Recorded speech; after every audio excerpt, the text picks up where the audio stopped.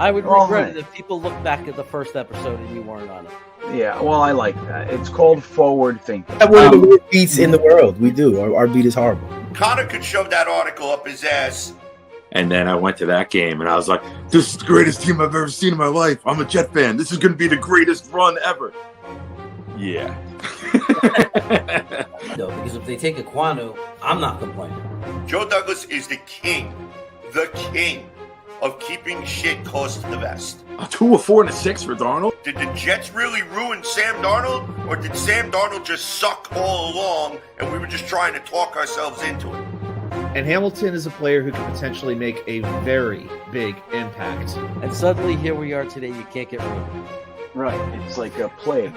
Joe Douglas was hired because he's not those general managers. Okay, Luscious. Somebody is going to fall just like Elijah Moore did, just like Michael Carter did.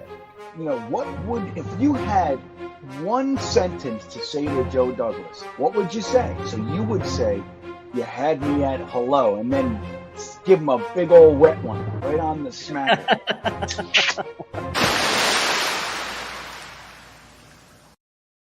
Hello, hello, hello. So sweet and sorrow a day I have not seen. You know, I stole that from Shakespeare. Mondays, man. I like Victory Mondays a lot more than Loser Mondays. I will tell you that. Didn't get the win, but was arguably impressed with Mike White. Yeah, I have no issues with Mike White.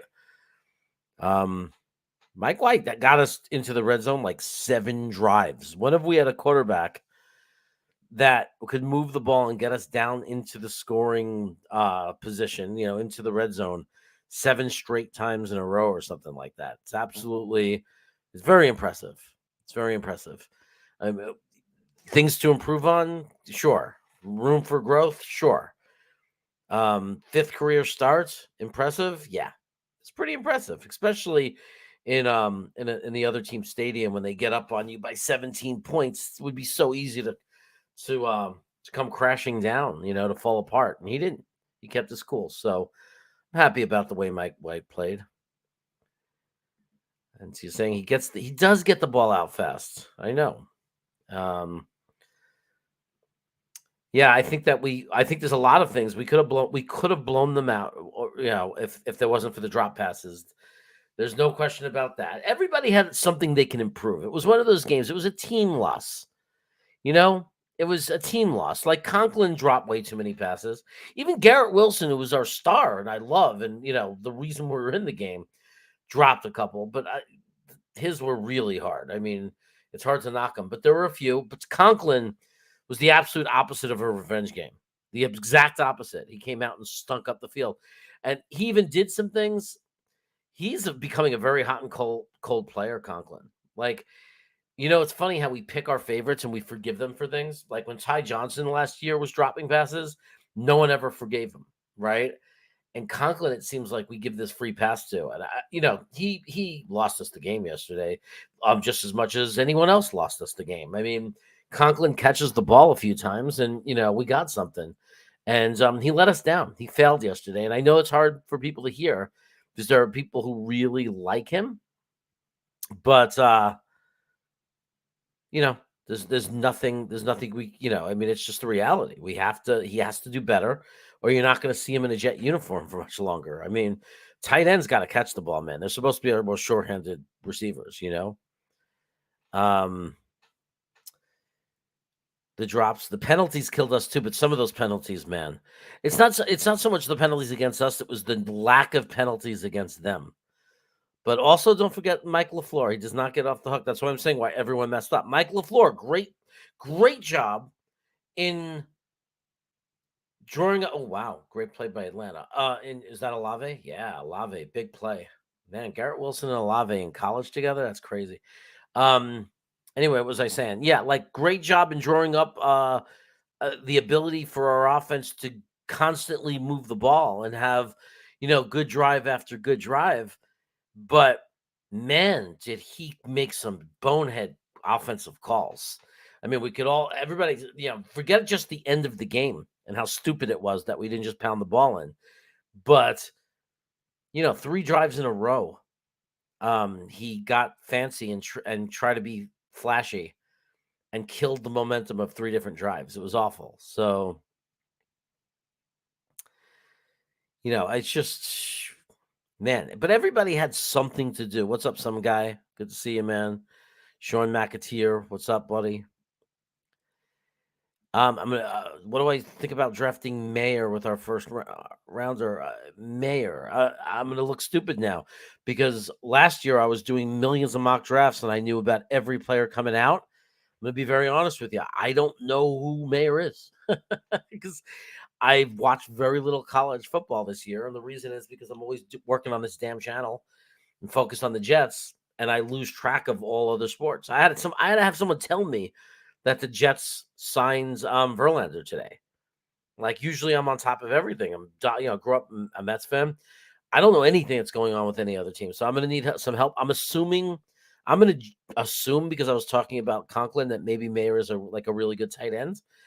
I don't see them using a first rounder on a tight end though, so maybe no, because you wouldn't even ask because Ruckert is developing, right? Jeremy Ruckert's the guy that we're developing. So tell me who Mayer is later, and I guess I'll give my opinion. I honestly, it's very hard to predict the draft for the Jets because JD, I think if he's proven one thing, he's a value guy, not a position guy. So he won't always, he's hard to predict. He might have been nervous about playing his old team. I agree with you, though. Yeah, but he's a professional and he's a tight end. And we thought it was going to be the opposite, right? Usually guys play great against their own team, and he choked. But he's not the only one. I mean, you can't blame one guy. But we have to look at what everybody could have done better. It's hard to look at guys like Huff and Quinnen and Quincy and the rest, Clemens and the rest of the guys on the defensive line, or look at Sauce Gardner and GJ Reed and complain about what they should have done better, because they did, they did fine, right? I don't have any critique of them. You can't be, Minnesota has a good offense, right? So the defense kept us in this game. As a matter of fact, if it wasn't such a good defense, we're blown out. Think about it. Because we're just kicking field goals and we're not being able to do anything, and we're just passing the momentum back to them constantly. How are you, Jets Unleashed? I'm doing okay. So I have no problem with the defense at all. But there's just a lot of guys, and there's a lot of guys who could have done better. LaFleur had a lot of things he did wrong, lots of different things, but at the same time, a lot of things he did right, because it can't be considered an accident that we got into the red zone so many times. But hey, he couldn't finish, and it was him. His players were executing. I mean, not perfectly, but I'm saying it's not like we were falling apart. We were falling apart because of his stupid plays. And sometimes it takes one stupid play call, which he did 3 consecutive drives in a row, one stupid let's go backwards play call that screws up all of your opportunities. Oh, Michael Mayer, tight end from Notre Dame. Well, yeah, so I don't know if they would. It depends on Jeremy Ruckert, if they like him or not, right? I mean, we don't know. Nobody can possibly know. Jeremy Ruckert might simply be, we have 2 veteran tight ends. We're developing our future number 1 tight ends. Or Jeremy Ruckert might be, we don't see him because they're thinking he's not very good. It depends. But if it gets to that pick and Michael Mayer's the best value on the board, JD will do it. I wouldn't be surprised if we take a guard or something. Like if we're picking the 20s, usually the best premier tackles are gone, but sometimes the guards slip because they're guards, not tackles. And that might not be the worst thing for us, because I don't know if we're going to be able to sign Herbig. So we might have, AVT coming back. And we have, for one more year, we have, what's his face, Lincoln Tomlinson, who's not living up to his contract. So maybe we draft a prize kind of guy, potential, future, all pro guard, and you let him sit for a year. If Lincoln's not playing well, you bench him. You have the leverage if the guy looks good in practice, or you develop him for a year. I could see us going for a stud safety if we think the guy's, someone slips that we think is going to be fantastic. A guy like Brisker, who the Bears were lucky enough to snatch last year. Um, it wouldn't harm us to do that. So one of the good things is that we filled in enough spots that we now have the luxury of doing that. We have the luxury of taking value because we don't have any like gaping holes anywhere on our team, except potentially for quarterback. Can't believe I just said that, but except for quarterback. And even that's not impossible. Like if Mike White doesn't finish the year strong, and Zach is not looking right, and then we end up with like somewhere in the 20s, like let's say we have the 24th pick, 23rd pick, or something like that, for example.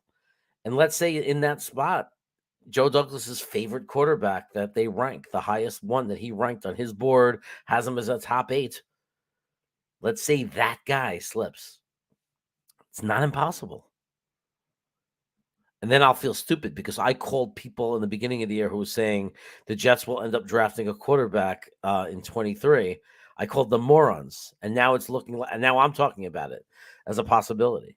But we're just going to have to see. It's amazing how much we have to decide in 5 games and potentially a playoff game, maybe 2 playoff games, maybe more. But we're going to have to decide a lot because we're going to have to decide what are we going into next year at. And then, Mike, JD might be watching this with Robert Saleh laughing and saying, look at his egghead. He has no clue. We're not giving up on Zach yet. You just never know. Sean McAteer, I don't want a tight end in the first 3 to 4 rounds. I want a center. Yeah, center. I mean, it is time. We're going to have to eventually address that position. I wouldn't be surprised if you see McGovern get an extension or re-signs. I want to center another O-line. Hey, if we start losing a lot of these guys, don't we get comp picks? That's exciting. We're becoming a team that's going to get comp picks, right? We're not going to be signing outside free agents. We're going to be deciding who to retain on our team. We draft people. We don't bring in that many outside guys, and we end up with a lot of comp picks. That's going to be really cool. New England, they stayed strong for a long time because of comp picks. So that'll be cool. Maybe we'll just keep rolling, compete every year after year because we keep getting more. We're constantly getting draft picks, and we know that Joe Douglas knows exactly what to do with them. So I would see the Jets go linebacker, safety in the free agent, and O-line in the draft. Yeah, I don't know if you're going to see much in the free agency. It depends because we have our own guys we have to pay, so it's going to be rough. It's going to be tight. Like we're going to have to make some tough decisions. Forget about free agents. We have to pay Q, right? So we have to pay him, and he's not going to be cheap, but we have to. He's the best defensive player that we've had.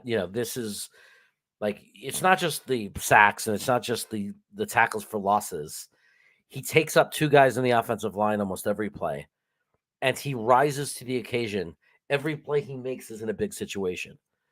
So, like, there's no doubt that Q has to stay, and we're going to have to pay him, which is why guys like Rankins, Herbig, it's really going to be hard to hold those guys. Even Mike White might end up being an issue if he keeps playing well. Because if we can't fully commit to him, there might be another team willing to pay him more and offer him a starting job. It could be. I agree. Tight end in the first round is a stretch. Yeah, it is a stretch, but it could. I mean, not that it can't happen, though. We should. Nothing is impossible. It would just be surprising. But nothing is impossible. We have to remember that. Joe Douglas, they create a value board, and they stick to it. So, you know what I mean? If they're in love with the tight ends, they'll do it. I was wrong last year. I like Sauce, but I didn't think we needed him. I was wrong. Yeah, I was wrong too. I don't know why you're saying he's a high-end number 2. Why Reed is high-end number 2. I don't get it. His stats say otherwise. His stats tell me he's an elite. Without Sauce, he'd be still a top number 1 cornerback in the NFL. Like, look at his numbers. What is Reed giving up?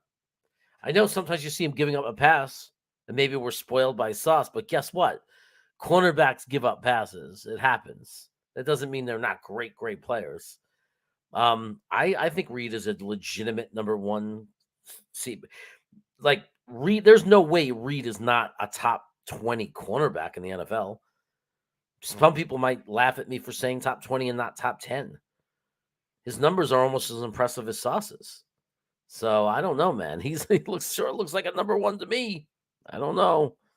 Maybe Dom Seal straighten me out and give me some more perspective on it. But as far as I understand, it doesn't feel like Reed is not a top. I mean, to be a number one cornerback, right? You got to be not like for a team, but just in general, be considered a number one.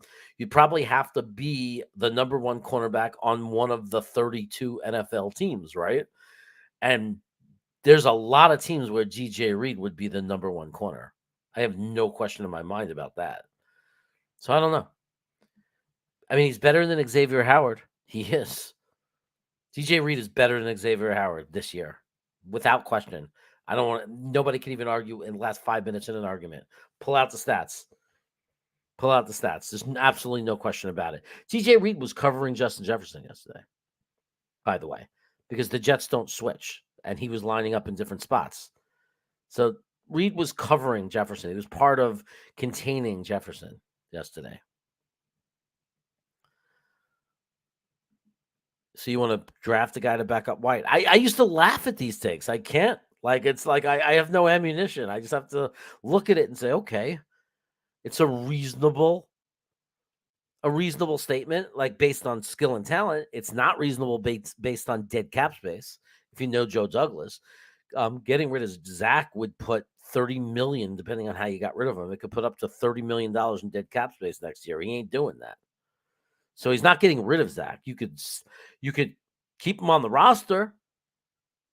You can keep him on the roster as your quarterback 3, but they ain't getting rid of him.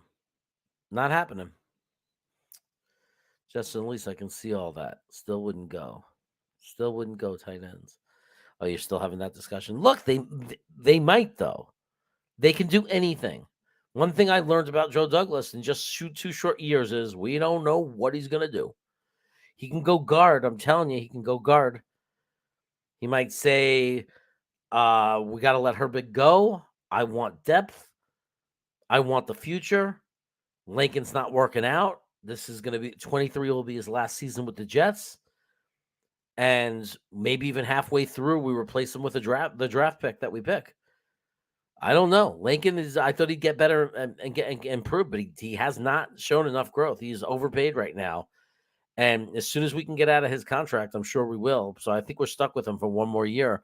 And then I think we're getting the hell out of that contract because he is not living up to it. He's very overpaid. Yeah, well, Q at this point, $20 million a year sounds very reasonable. You know what I mean? I'm hoping he's not asking for more. Wow, Tom Brady is just... By the way, for those of you who for years wished you could see Tom Brady take a beating and not play well and be frustrated and be in pain and be angry, this is your year. I mean, I could have said that this is a great day and a sad day at the same time just based on Brady, because I am watching Brady take such a beating right as I'm talking to you. It's beautiful. I almost for 0.002 seconds felt sorry for him. Almost. For 0.0002 seconds. Oh my God. Here is our guy. What's going on, Clutch? Kansas City could not pull through for us yesterday. We're all devastated and upset about it. It would have been great if they beat Cincinnati. But look, you guys are going to have to figure out that one, right? Because it's hard to imagine a path to the Super Bowl where you're not going to have to get through the Bengals. So you figure that out, buddy. Good luck with it, too. And I mean it. Yeah, when some guy agrees with me, that means I'm right, guys. I can end the show because he's some guy. Some guy. That means that, hey, honey, some guy agrees with me. Out there's some guy that agrees with me. I love this name. I could riff on this name all day. Some guy's the best. The best. Microbreweries in the house. I mean, Microfox. What's going on? Hey, Baker Mayfield's release day. Should the Jets take a flyer? I think that San Francisco will beat us to that. San Francisco signed Josh Johnson. I mean, the guy Purdy did pretty good for him, but they got no quarterback this year. So they might take a flyer on Baker. I don't know, man. I was a huge Baker fan, and I thought he was much better than Sam, and I was like all bummed, and I said, "Oh my God, again it happened to us. Somebody else snags the better guy." And then I knew he kind of fell apart. I looked at his best year, 2020. He got up to like a 95 quarterback rating, like a QB rating of 95 for the overall for the season. The other years, I mean, he never broke 4,000 yards passing. Not that I'm saying we need a guy that, I'm just saying, but we, the Jet fans, have been starving for that for a long time, right? A guy that can throw over 4,000 yards. Although we might not have the offense that even demands that. So I don't know. I wouldn't be shocked. I mean, I wouldn't sit there, but I'm also not going to be one of these guys that's like screaming, we have to get him. I was a Baker guy. I did, but like, he's just, some guys fizzle out. It's hard to really explain. He was not impressive in Carolina. He has not been. I mean, he lost out to Sam Darnold. And the other guy. I mean, they were putting everybody in for this guy. So I just don't know. I thought he was going to be really good. So it's part of me, wants to, but it wouldn't be shocking. I mean, look, there'd be a place for him with us. Joe Flacco's is getting older and older. We still need a number 3 guy somewhere on the roster, right? Inactive, but on the roster. So maybe that's what you see. Maybe it would be Zach or Mike White, Zach Wilson, and Baker Mayfield. And you get 3 guys battling it out in camp. Who's going to be our starter? Who's going to be our number 2? Maybe all competent guys. Maybe Baker turns it around in our system. Maybe he does great. Right? I mean, who knows? I mean, I think we are missing the truly number 1 wide receiver that we can throw to get a 50-50 ball. I don't agree. Garrett Wilson, he's a rookie, dude. He's a rookie. Garrett Wilson, man. Garrett Wilson had no opportunity when Zach was playing. And maybe it wasn't on Zach. Maybe it was whatever. Not an attack on him, but the wide receivers were not getting balls. None of our wide receivers were. Since Mike White has come in, Garrett Wilson has come to life. Don't forget what he did in the beginning of the year, too, against Cleveland. Wasn't Flacco playing that game? So anytime there's a different quarterback under center for us, Garrett Wilson is, I mean, I don't know how you could say he's not a number 1 future receiver. I mean, he's just a rookie, and he's amazing. He had 160 yards. He was the best wide receiver in the game yesterday, in a game that Justin Jefferson played in. And he's unarguably the best wide receiver on the field yesterday. So I don't know. I think we got our number 1 guy. I think Garrett Wilson is our number 1 guy, and I think that he is getting contested balls. Like, I think that's a lot of the catches is, and one of the reasons what's refreshing about him is we throw to him when he's covered because he gets the ball, because he's able to fight for it. I think Corey Davis is the disappointment in that area sometimes because he drops them or even somehow he throws them up in the air to get intercepted. But I don't know. I think Garrett Wilson is a true number 1 wide receiver, and I think a future top 10 wide receiver in the NFL. I mean, he's just a rookie, so we can't go too crazy, but he made that 160 yards look easy yesterday. Like, think about it. He made the 160 yards look easy. It didn't even feel like it. Can you imagine? This kid's going to go over 200 yards in games. Man, that little step out of bounds, otherwise that catch and almost touchdown, even with him going out of bounds, that was amazing. His yards after catch is off the charts. I don't know if the Jets have ever drafted a wide receiver better than Garrett Wilson, and I'm saying that after 12 games. I'm saying it after 12 games. 12 games, I think we may have the best wide receiver we have ever drafted in the history of the organization. Possibly. So I don't agree that we don't have a number 1. I think we have a number 1. Elijah Moore is the question mark now. Like, we're starting to question him. Is he even a good, solid number 2? Like, or is he just going to be a number 3 slot? I had such high hopes for him, And now, like, the level of players that I'm hoping he could be like is just going down and down and down. At this point, we'd be lucky if he's a Crowder. And some of you might say, "Are you crazy? That would be great." Well, I thought he was going to be much, much better. But I don't know about Elijah anymore. I don't know. Because, now it's like other quarterbacks have, are throwing it also in the game, and they're hitting other receivers.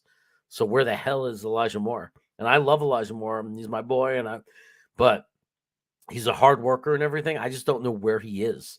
And that catch yesterday he had plenty of space. No, he needed to get his feet down, and he didn't. So I don't know.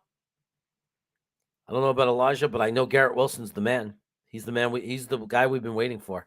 You have to understand he's a rookie, so you can't expect him to right now be like Jefferson or be like, Devontae Adams, or you can't expect that.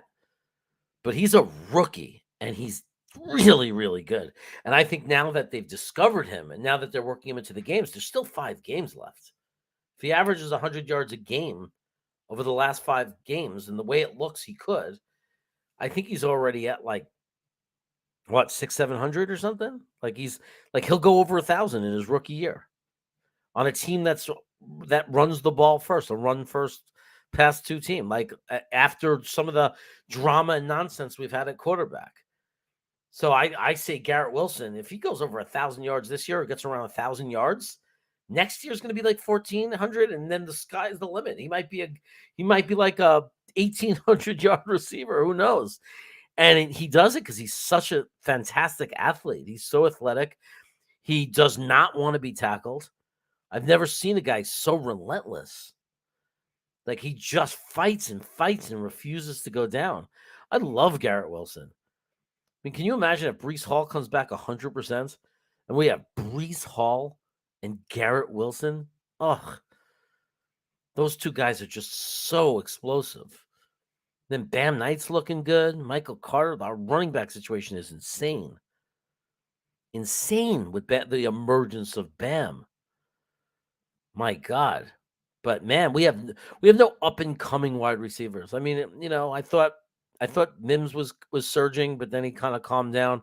He just is who he is. I love him for the blocking. Like, Mims is a beast as a blocker. He's a great teammate. He's a great guy. He just doesn't seem to be able to make the difficult catch anymore. When he was younger, he did. But he keeps just falling short of really breaking out and being someone special. I don't think it's out of the realm of possibilities. If Mike White doesn't finish well and Zach comes in and doesn't do well, I don't think Jimmy G is out of the realm of possibilities. I think the issue is going to be that San Francisco, I think, has plans to try to keep him now that the talk is changing in San Francisco, in California, in the Bay Area. They're starting to change their tune a little bit. I think the problem is we didn't have a financial plan that included having to pay over $20 million on a quarterback yet. That's the issue. So we're going to have to do things we didn't want to do. Like, we're going to have to cut guys we weren't planning on cutting. That's going to be the problem with Jimmy G, is it's going to hurt the rest of the team that we're building. It's going to put us in a situation where we're, again, reaching into the tank of the draft and hoping guys can step up really quickly. And I don't know how many times you could reach into that tank, So it's going to be, it's tough, but is it in the realm of possibility? If neither quarterback plays well the rest of this year, if we don't find something, if Mike White rolls with it and wins a playoff game, then probably not. If Zach Wilson takes his job back and looks great, then probably not. If Mike White loses his job after Buffalo and then moving forward because he just loses the magic, and Zach comes back and is not any better, then absolutely it's within the realm of possibility. We've got to resolve the quarterback issue. I don't see how we can go next year with such big question marks. Like, we have to have a little bit more confidence, because we can't keep wasting years where we have a chance at the playoffs. We can't keep wasting opportunities. Just can't do it. We've got to take advantage of the moment. I was in the game in Minnesota yesterday. I know. I remember you told us. It completely broke my heart. Barrios should have caught that ball. Yeah, man, it's heartbreaking. And the reason I'm not talking too much about Barrios is because that's the obvious. Like, I think a lot of us are talking about LaFleur and the play calling. We're pointing out, don't forget about all the drops from Conklin and the other guys. And I think because the Barrios thing is so obvious and it's so easy to get lost on that, like losing our sight. I mean, we're so we all saw what Barrios did. I mean, and he knows, everybody knows. But we still have to consider and grow as a team, and we have to know and recognize other areas that we need to get better. Right? So if we're too obsessed with Barrios, we ignore the other things, I certainly don't want the coaches to do that, right? I don't want them to say, well, if Barrios catches the ball, we were fine. No, I want them to say, why were we in the position where Barrios even had to catch that ball? Why weren't we clock killing by then? We were in the red zone, 7 times? We should have had a blowout. Okay? We should have scored at least 2 more touchdowns than that. Right? 2 of those should have been touchdowns. So we need to focus on what went wrong in those situations too. Not just the obvious Barrios drop, but it hurts. It hurts so much when he dropped that ball. I mean, number one, because we lost the game. Like I knew in that moment it was done for the most part. And it hurt more when it's a guy that you trust.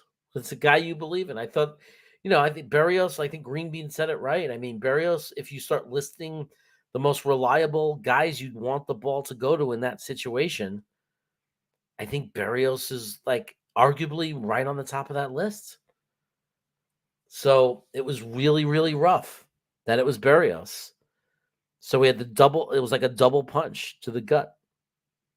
But the ball was right there. I know people were actually trying to say it wasn't. Look, you could look at every pass that's ever thrown in the NFL, and 95% of them, you could point out how that pass could have been a little bit better. But you cannot criticize a pass that goes in between the player's 2 shoulders. Like he was coming across, the ball wasn't really like a lead pass because he was kind of stopped. He wasn't really moving vertically as much anymore, a little bit, but he was on the ground, kind of falling a little bit. So you could say it would have been better if the ball was 12 inches to Mike White's right. So Barrios would be coming and falling into it better. But understanding it's a timing pass. Barrios threw the ball before. I mean, Mike White threw the ball before Barrios was there on the ground. It's not like he threw it to him on the ground and threw it a little off. It was a timing play under tons of pressure, game on the line, and he threw the ball to the spot Barrios was going. And he missed, if you were going to say what would have been perfect, 6 inches to his right would have been in the center of Barrios' chest. But the ball was still inside his shoulders. I mean, to get so nitpicky on a quarterback to say the pass should have been better, you can't. You can't ask a quarterback. Don't forget, they're not like in a playground, like when we have a catch with our friends. They got linebackers, defensive linemen coming at them, pressure, up the gazoo, in a stadium full of thousands of people going crazy. And he threw a ball that was in the zone of a good pass. It wasn't the perfect pass. He didn't throw a dime right into the middle of his chest like it was perfectly timed, but he was in the zone of a good pass. He executed. He threw a good pass because it was still in the shoulders. He didn't have to reach his arms outside of his shoulders. If he had to do that, you could say, what the hell? It was close enough. It wasn't a long pass. He was right there, 10 yards away. Why did the receiver have to extend his hands outside his shoulders and make a hands-only catch? Okay, fine. But that's not the case. If you watch that in instant replay, right, you'll see that if Barrios didn't use his hands at all and just went and held his hands away, the ball hits him on the shoulder. The ball hits him on the pec shoulder of his right shoulder coming across. You can't ask, because people were actually blaming Mike White, so that's why I'm breaking this down. You cannot ask for better than that from a quarterback in that situation. You can, but it's ridiculous. I mean, it's ridiculous to look at the quarterback over the wide receiver in that case. You have to, as an NFL receiver, catch that ball. Like, you just have to. And guess what? He got both his hands on it. Not one hand, both hands on the ball. Not up here, not jumping and reaching, not out here. He got both his hands on the ball in front of his body, within his shoulders. That is 100%. The receiver must catch the ball without question. There's no argument that can be put on the quarterback.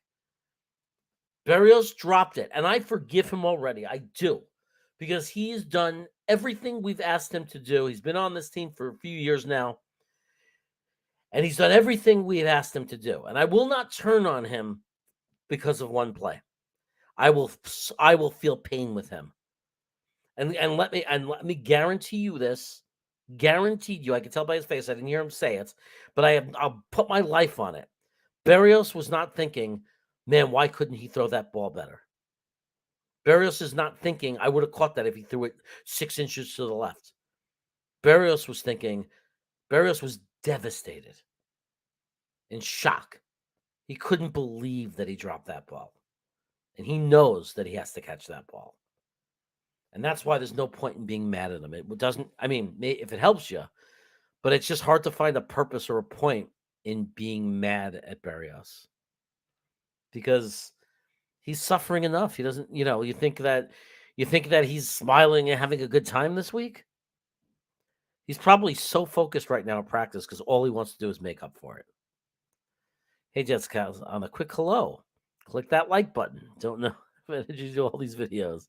I have 2 little ones that kill me. I don't have little ones. That's why I have the energy. How about that? I have 440 little ones today. I mean, at work today, but that's not the same thing.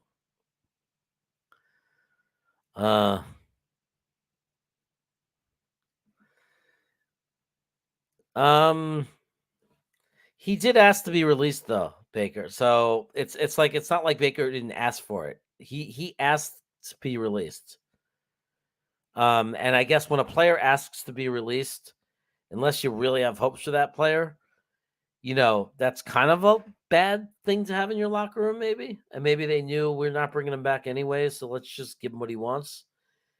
But it does feel a little weird, quarterback goes.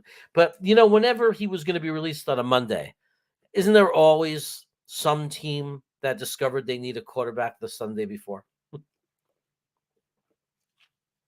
Whether it be injury or whether it be, the game Zach stunk, like it seems like every week there's a team saying we need a quarterback. Like I was thinking Tampa, not to replace Brady, but to say, what is Tampa's plan?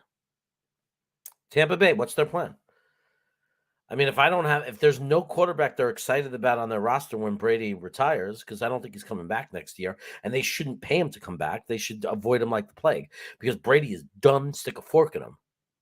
So bringing him back would be stupid. They need to start over again as far as quarterback is concerned.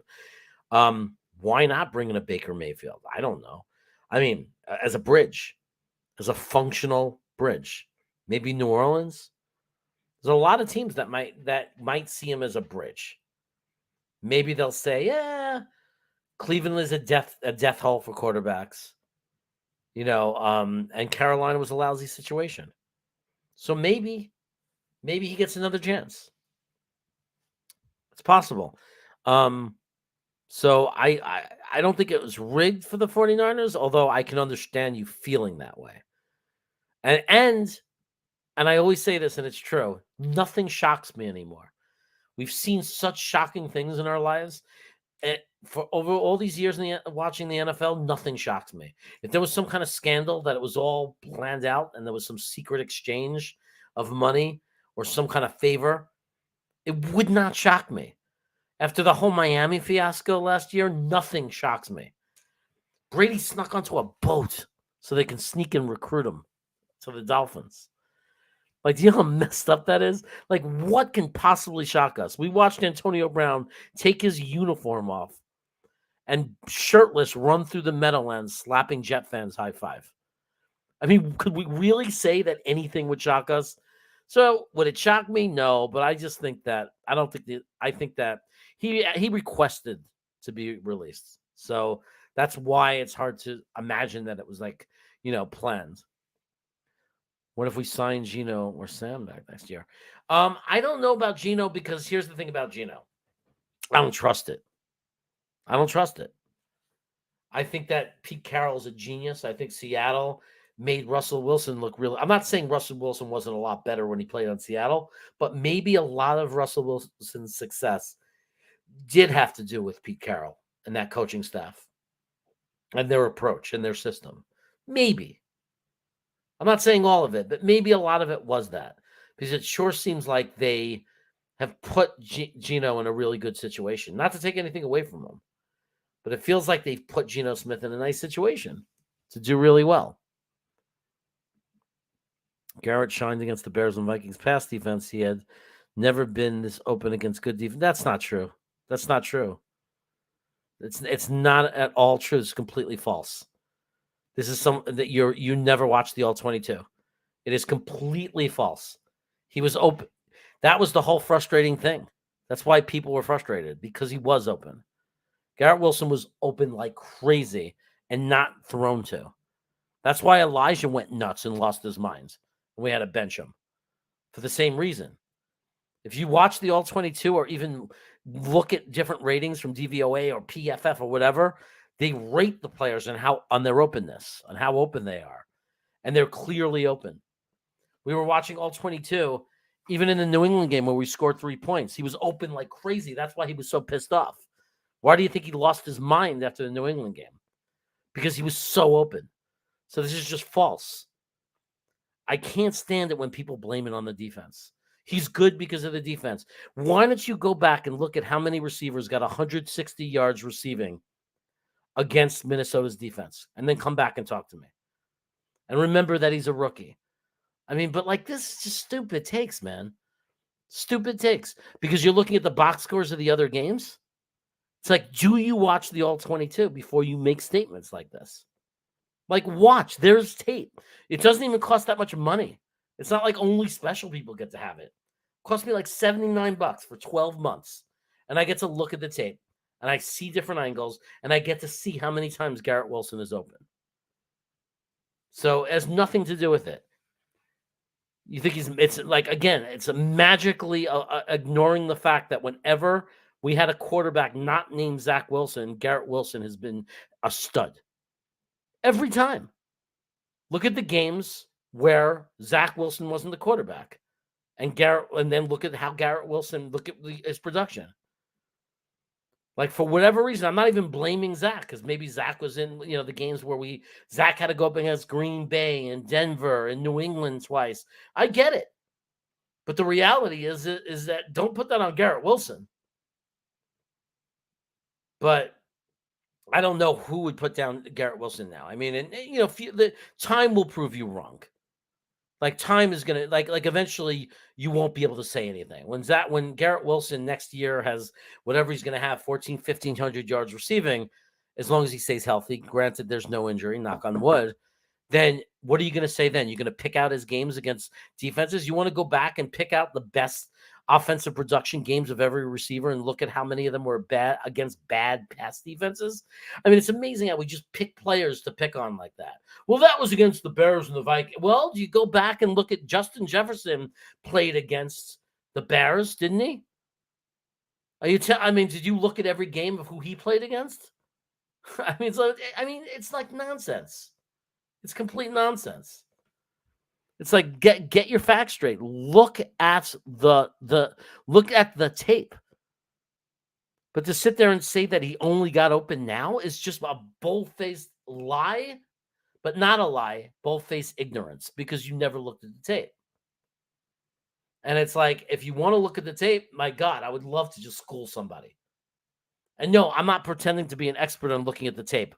Any idiot can do it. It's just a different camera angle where you can see, oh, look how open he is.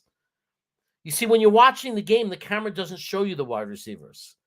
You're watching the quarterback run, and look He's in the pocket. You're watching guys come at him. You're not watching downfield. But guess what? There are cameras that are actually turned on. And you can order something called All 22, and they show you that play from a different angle where you could actually look at the wide receivers. And guess what? Garrett Wilson's open. That's why he got mad. That's why he lost his shit.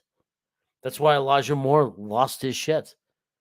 Because they were getting open like crazy, and Zach, for whatever reason, not going to pin it all on Zach. Maybe it's Michael LaFleur. Maybe it was the offense. Maybe it's the whole team. For whatever reason, bad situation. It doesn't matter. I don't even want that to be part of the debate.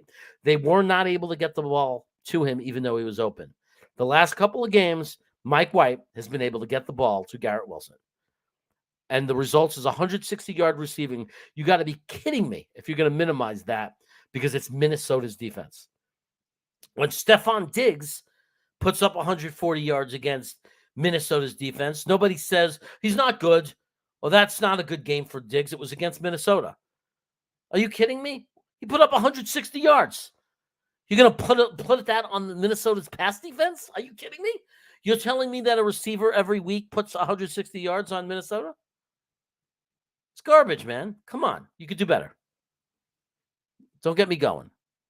Because it's like, at least if you're going to make a statement, if you're going to be argumentative, have information, have facts, have something.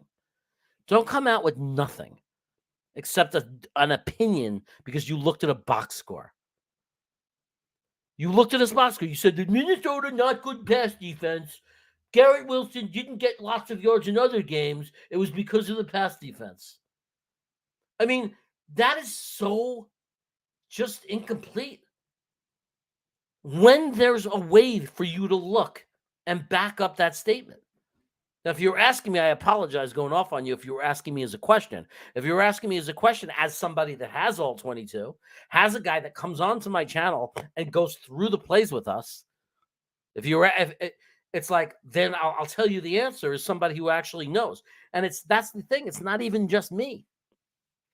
I have a guy that's been watching all 22 film for years. I have a total nerd that analyzes all 22 film like crazy. His name is Dom C. He's one of the most respected people in the YouTube world now. He's all over Green Bean's channel. He writes articles for Green Bean Jet Fans site. He's respected by Buffalo Jet Fan. He's respected by everyone. And he came on. Not only does he come on, you're not trusting him. He's come on and he shows you the tape. Like, he puts his little cursor on the players and shows you what's going on. So it's not like we don't have evidence. So to sit there and say Garrett Wilson doesn't get open is just flat out wrong and not true. So, and even if I didn't see the tape, I'd say, are you kidding me? Let's look at the numbers. Who else got 160 yards receiving against Minnesota? I mean, you're acting like Minnesota's a college defense. They're 10-2. If their cast defense was that bad that every receiver is that's not great could put up 160 yards. Name a receiver that put up 160 yards against Minnesota. That kind of game that Garrett Wilson had, that's not a top receiver in the NFL. I mean, think about what you're saying. Who then? Show me the receiver. Who's the receiver that's just not a true number one receiver that got 160 yards against Minnesota? In a game where Mike White was throwing to tons of other people. In a game where Corey Davis had tons of targets. In a game where Conklin had tons of targets. Give me a break. Moore was open a lot. I haven't looked at the all-22 for this particular game. I wouldn't be surprised if he was. I think the disappointment in Elijah Moore was when he did get his chance, he had a lot of space to get his feet down. he didn't. Green Bean was more mad about it than I was, but still. There was no arguing it. He should have gotten his feet down. And the Green Bean was yelling at me because he knows I love Elijah Moore. So he was like, he goes, Jeremy, you acknowledge it. He should have gone. I said, yes. He said, do you acknowledge that Garrett Wilson is a better wide receiver? Yes. But I don't think that's that much of an insult because I think that Garrett Wilson is special. So I don't think it's like that insulting to have to admit, for a player to have to admit they're not as good as Garrett Wilson, because I think that time will prove that he's probably right up there at the top of the NFL, like very close. Like, I don't know, top 10, top 8, top 5, however it's going to work out. Depends on his growth. I'm impressed by the young man. I think he's the kind of kid that's going to get better, if you ask me, but time will tell. But the key is this: if you're someone that's minimizing Garrett Wilson when he's a superstar and when he's breaking 1,500 yards a season, are you going to come back and say I was wrong? Like, are you going to come back and be man enough to admit you're wrong? Because I've been wrong about things and I'm man enough to say it. Right? Like, if Zach Wilson doesn't come back, I'm never going to deny that I said he was going to be great. Like, I'm man enough to do it. So I'm curious if you'll be man enough to come back and back up your words. I don't know how you could watch. You must not have watched the games. There's no way you could watch the game and not know that Garrett Wilson is special. Like, either that you watch the game and you just don't know anything about football. Because when I was 13 years old, 12 years old, I would have been able to know that Garrett Wilson was special. Watch the one play and you say, "Oh my God, that kid is special." He's smooth, fluent, fast, instinct for the end zone, strength, determination. You don't see many guys do what he did on that play yesterday. You don't see many guys. And then the out of bounds catch, the way he got his feet down, his field presence. I mean, really, man, come on.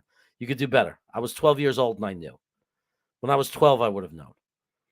So if you're a grown man saying this, you really need to like figure this out. Like, watch the game from a different perspective. I don't know what to tell you. But I don't think you watched the game. I think whoever you were just looking at a box score. Like, you're a box score guy and not a watcher of football. Orlando hasn't been great, though, this year. So many places you could go in the draft. But we're not tied to any position in the first round. Definitely not, Adam. We are definitely not tied to any position. I was saying that before. Joe Douglas is a value guy. We're going to pick the best player that brings the best value in that spot in the draft. White is better than Wilson. If Wilson played, we lose by 20. That's an opinion. I don't usually say this and announce it, but tomorrow morning, before I went on, I was up here in the studio, so I decided to go live. I was just cutting a video about Michael White and Zach Wilson. So I'm not going to say any more than that. Except my clue is of what it's partly about is I'm going to say to you in response, Jets New York 102, that's an opinion, a respectable opinion. But I'm not going to give any more away than that.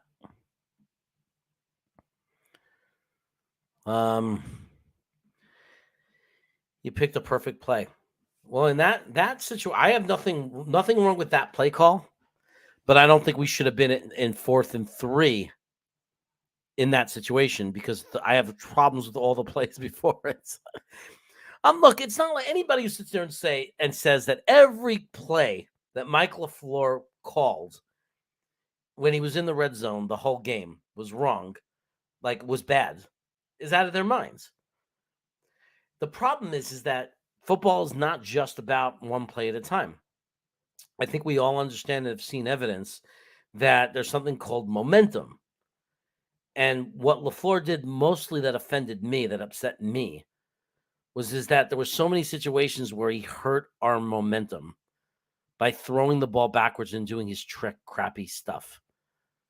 Like, I mean, I'm so tired of we're on the 20-yard line, and because it worked once, he tries this thing where we throw the ball 5 yards backwards. And then that guy looks to throw, and everybody instantly on the defense of the other team knows exactly what it is because they've watched film on us. And they also know that every time the Jets get to the 20-yard line, they call one of those plays every time. So it's like you're not surprising anybody. And the second you throw it backwards and now you're turning a receiver into a quarterback, you're putting yourself in a tremendous disadvantage. Because if that wide receiver was as good a quarterback as your quarterback, he'd be playing quarterback. So it's just there were a lot of silly plays. And they weren't necessary. Like, we were in control of that game, and we were moving the ball well enough and executing well enough that it simply wasn't necessary. That's the frustrating part of it. We didn't need trick plays. All we had to do was do what was working. And for some reason, LaFleur just felt that he needed to do trick plays. Every time we got down the field, it was nuts. So look, I give it to them. I give them credit. I also understand why we can't put Mike LaFleur down too much, because it's like, the thing about Mike LaFleur is it's yes, he messed up when we got there, but he got us there. Right? I mean, he got us there. He needs to fix that one mistake. Stop getting fancy. Stick to what's working. Too bad he couldn't learn that from Seattle. Remember in the Super Bowl? The Beast, Marshawn Lynch, was walking down the field. They couldn't stop him. He walked down the entire field. They could not stop him. They get to the 1-yard line, and instead of giving the ball and sealing the Super Bowl, they have Russell Wilson throw it into the middle of the defensive line, like the middle of the field, right there into traffic. Right? Unfortunately, hopefully, our guy will hopefully learn before we get to a Super Bowl, instead of having to learn that lesson losing a Super Bowl. How do you think he handles a better pass rush like Buffalo? First half of the Vikings were getting some pressure, and we were struggling to move the ball. Yeah, we still got into the red zone. We still did some drives in the first half. Look, that's what we're going to see, Michael, Mr. Espinoza. A good question. I think that none of us really know. I think that's the question. Like, will Mike White evolve and get better against a defense like Buffalo? Last year, he kind of crumbled. He didn't have as good a team around him. He has a little more experience now and a better team around him. Hey, we're going to get our answer. We're going to find out. He's going to go into Orchard Park. It's not an easy place. And we're going to find out if Mike White got it. Like, if he got the ability, can he handle that? The one thing I'll say, Michael, that is that the advantage he has over Zach against the team like Buffalo, and people could disagree with this, but I think it's kind of obvious, is that he does get rid of the ball faster. He is more decisive. So that would be how he has to handle Buffalo's pressure. Get rid of the ball. Make a quick decision. Hopefully it doesn't lead to a lot of interceptions.